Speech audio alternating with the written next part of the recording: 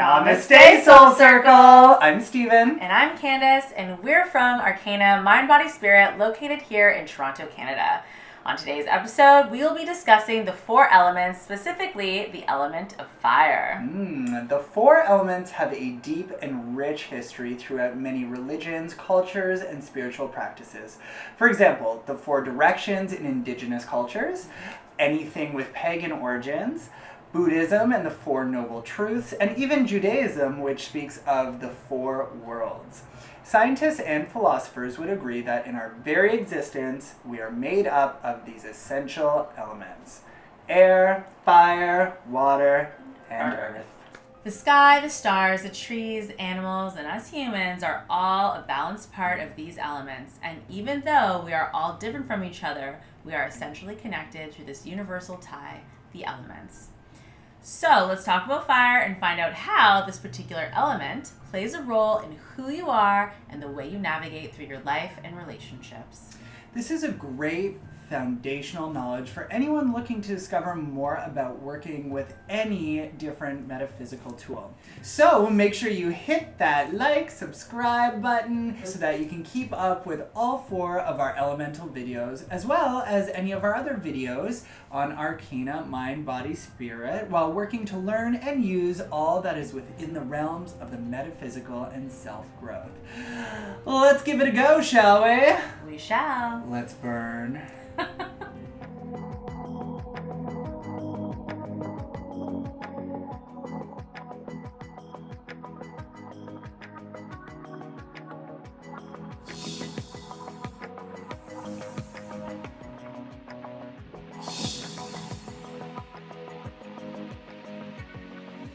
So, Soul Circle, the element of fire, which also is the direction of south, encompasses the zodiac signs of Aries, Leo, and Sagittarius. Yeah, so let's start things off by going through some different themes, keywords, and explanations that correlate to the element of fire.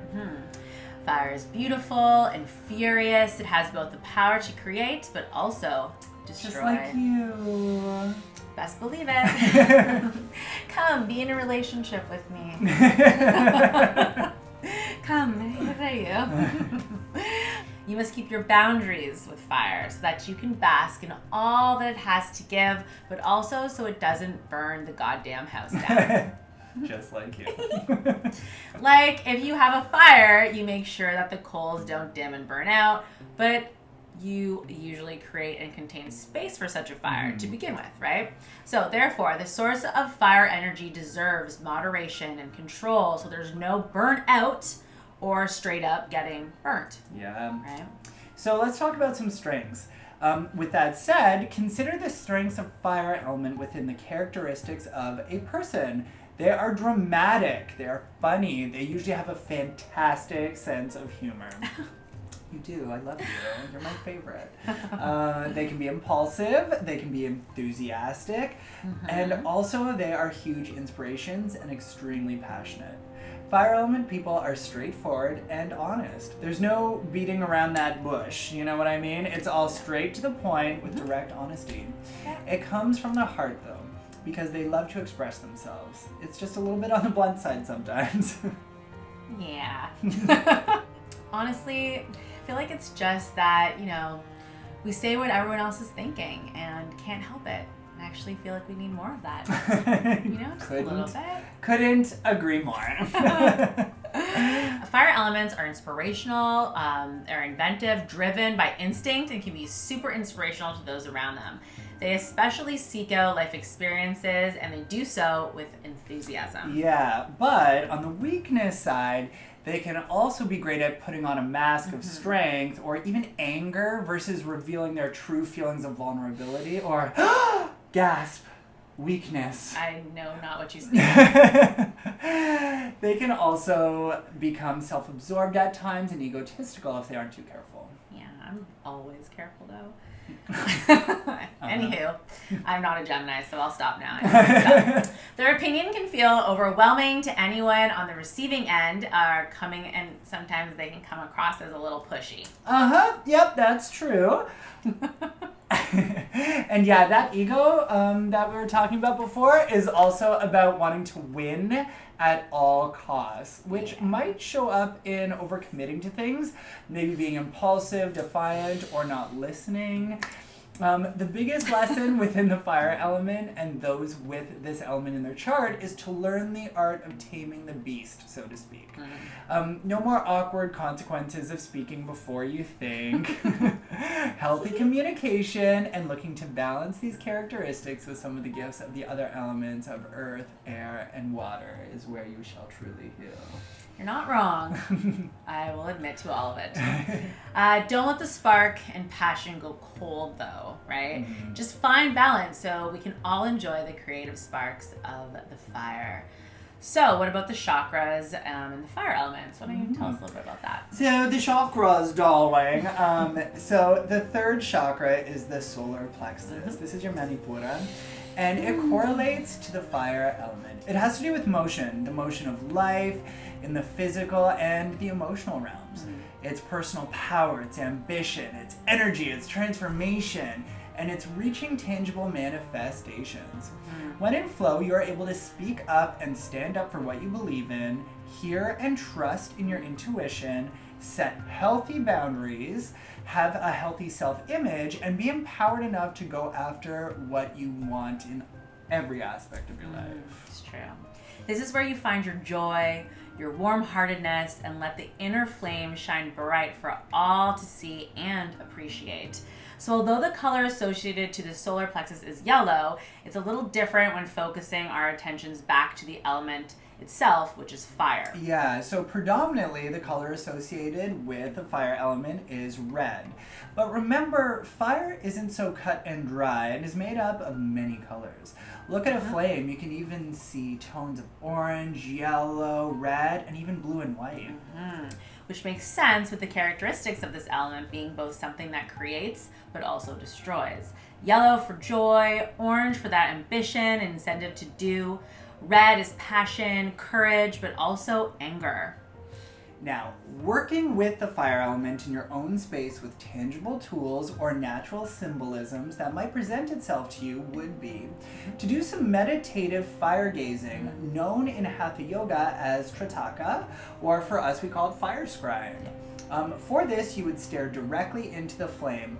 Maybe best to use a candle so you have a smaller focal point, but you can also, if you have the means for it, build a sacred fire and do a fire ceremony, burning intentions and things you want to release into the fire, which you write on paper, or perhaps collecting safe, environmentally friendly burning objects as representations of that which you want to remove or bring into your life.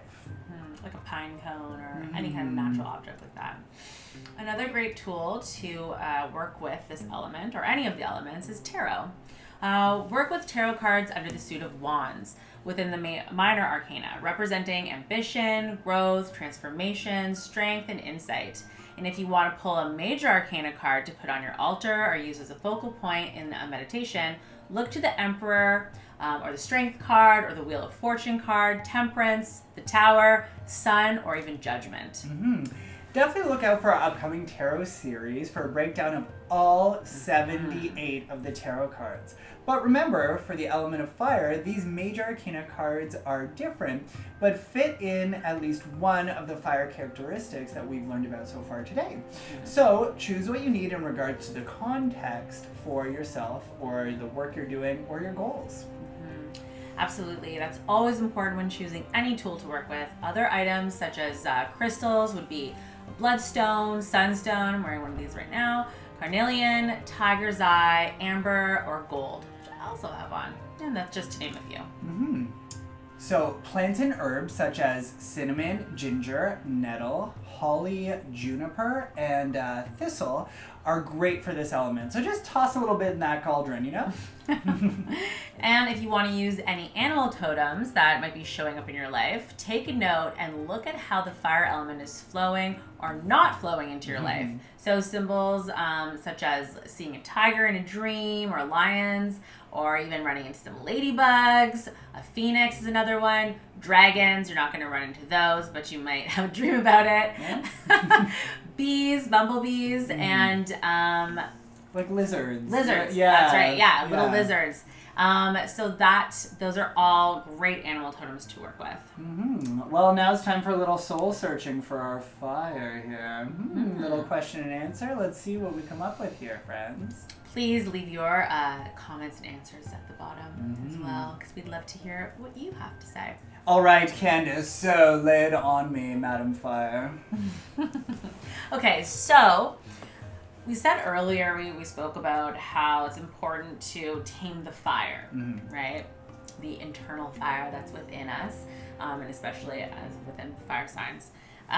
So you can't let the coals burn out, but you also don't want the flames to get too big and burn everything down. So when is a time in your life that you can think of where either maybe you let the coals go cold, or maybe the flames got too out of control. Maybe someone got burned, or you burned something down that maybe you were working towards, but you know what I mean? Yeah. So what comes to mind is sort of my coming out story, and when I was coming out as an air sign, a very underdeveloped air sign at the time, I basically, and a Gemini, I just decided instead of coming out, I would live two separate lives all together. I would have these people over here who know me this way, and those people over there who will know me this way. And I look back at that, and there were a lot of people who were hurt, but it was also because I was hurting. You know what I mean? I really I did not handle that situation the best. And I look back at how impulsive some of my decisions were. A few years later, I realized, lo and behold, I'm a Leo moon. And I have lots of fire there in me. I have a lot of fire in that. And I wish that had I been balancing a little bit differently, had I used, understood the elemental balance a little bit more, I would have handled that in a much more direct way. You know what I mean? I wouldn't have been just air making crazy ethereal world decisions, but doing it so emblazoned and passionately in a selfish Leo way. You know, I would have done things extremely different, because sure, people got hurt, but I was definitely one of them who got hurt the most. So I look back at that, and I wouldn't change a thing, to be honest, because it made me who I am today. But it was definitely a point in my life where I was very out of balance, extremely out of balance, and making very rash emotional decisions. You know what I mean? So secondary question then would be, what did you need, looking back now in hindsight, what would you incorporate into your mindset and in your heart to get that balance? Yeah, if I could have known now then what I know now, I definitely would have done more, like, I would have slowed things down a little bit. I would have incorporated more earth medicine, which you'll see on one of our upcoming videos for earth. But I definitely would have done more grounding practice and realized that I could be comfortable in my own skin and make decisions that were going to be okay for everyone. You know what I mean? And I would have used a lot more water as well, because water is all about healing processes, and there's a lot to heal there, especially at the time what the world's climate looked like when I was coming out. You know, it was a little different than it is now. Yeah. So I definitely would have balanced a little bit more with the wisdom from the west and the north, I think. Yeah, for sure. I think that, like, with air and fire, there's, not a lot of time for crying. I mean, fire, it's very impulsive, you're doing it fast. behind closed doors. We're actually big softies. But with air, there's no time for tears and crying. You're just on to the next thing. So it was really easy being like, well, I guess they know I'm gay now. Can't talk to them anymore. It was just a very impulsive, stoking the flames and the fire and the air. And burned out of control, let me tell you. So now I turn this back around to you, dear fire sign. What's an example of your life where you've let those coals either burn out or you just burn that frickin' house down? There was a large portion of my life where I let my flames go down, like almost to a point where they were not even a flame at all. It was just maybe just a hot coal, just a hot amber laying there just dying to be sparked up. But I feel like that comes with trauma, comes with the things that happened, and it came with then finding someone who needed me in the place that I was, so that they could feed what they needed in their little broken, little wounded bird self, And in turn, it kept me. I needed to be not aflame, not sparked up, in order for them to stay sparked up. Right? That's just was the way that the relationship was. That's just the way that the cards were laid. I mean, there's a lot more to it. It's not that simple. It never is. But let's keep it short and sweet. It's very common for healers and empathetic people. It's called wounded healing for a reason, you know? Exactly. So I feel for a long time that I wasn't letting that spark up. And when I did find moments where I could feel that come alive again, you know, I was in that situation, in that abusive relationship where it just kept getting snuffed out. Yeah. Constantly. And in order to keep the peace and keep some sort of tangible balance in my life, that was where I chose to sacrifice at the time. So I feel like within that I know that the fire can burn those around you and you can hurt other people in that way. In this way, maybe I wasn't there for people the way that I would have hoped to be. Maybe I wasn't as present in certain things as I would hope to be. Maybe there's ways that I didn't burn them with my huge flame, but I didn't warm them. I left things cold and I let things kind of die off in a lot of ways.